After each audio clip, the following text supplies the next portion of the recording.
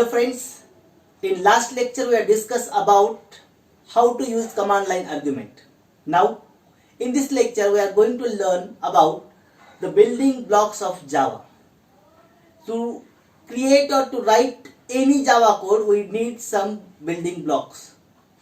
So the first building block is the comments. So how we can give the comment and what is meant by comment? So comment is the portion which is ignored by the compiler. If you write a comment, means that part is not considered by your compiler.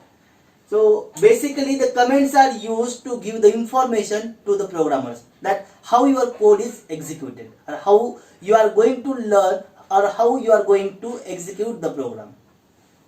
Second building block is the identifiers.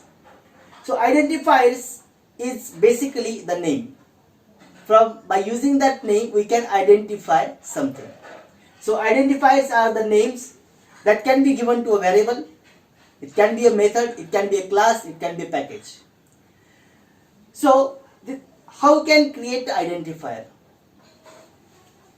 So next building block is the identifier. So identifier means a names given to a variable, method, class or package. How we can start the name?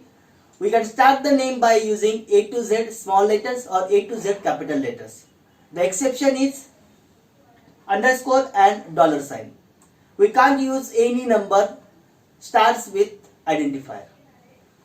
Third building block is the keywords. So keywords is a tokens. So tokens, those are reserved for system use. Int, char, string, then if, else, do, while, for. So these are the keywords, those are reserved for the system use. Next building block is a separator.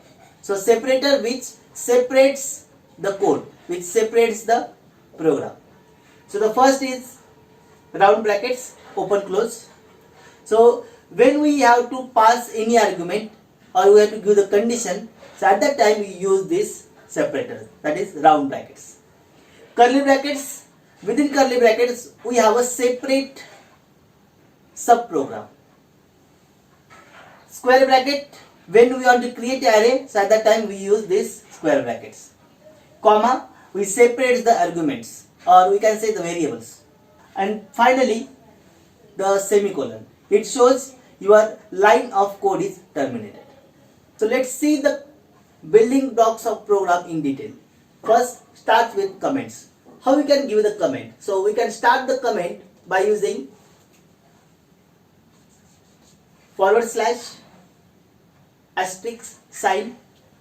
After that your statement that you want to ignore from the compile.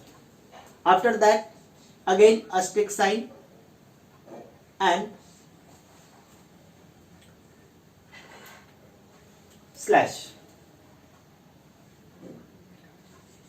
Second is second method. So second method is we can give the comment like this statement. So the statement which is the part ignored by your compiler when you give within this and this. The second building block is identifiers. As the name suggests, identifiers mean identifies something. So it gives the name to the class, method or a package. How we can start the identifier? So the rule to start the identifier is we can start with small a to z characters or capital A to Z characters. The exception is underscore and dollar sign.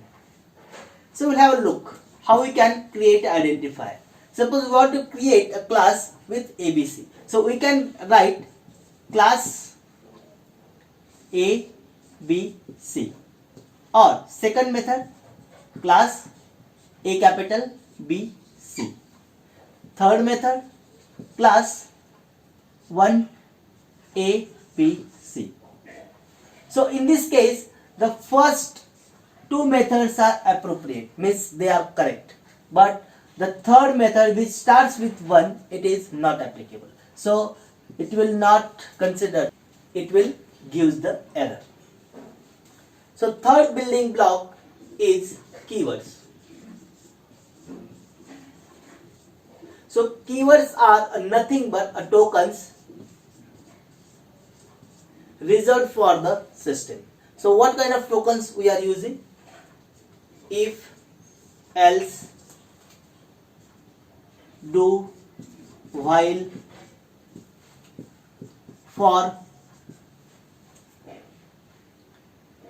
int, character, float, double,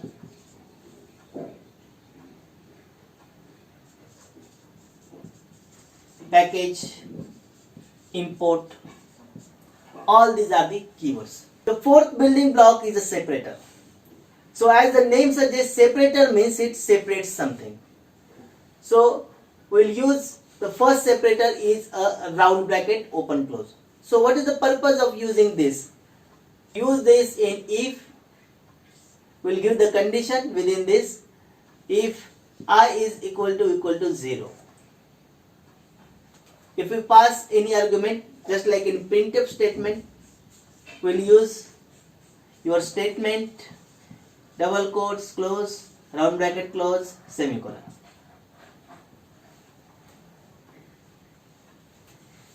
Next separator is square brackets, where we use the square brackets are used while creating an array. So syntax to creating array is int a square bracket open, within that we specify the size of array, after that square bracket close and semicolon. Next separator is a curly bracket. When we use these curly brackets? When we want a program which consists of separate code. For example, if we are writing if else statement, so we'll have a if else. So if the condition here, if block and else block. To separate the code from each other, we use this separator, that is curly brackets.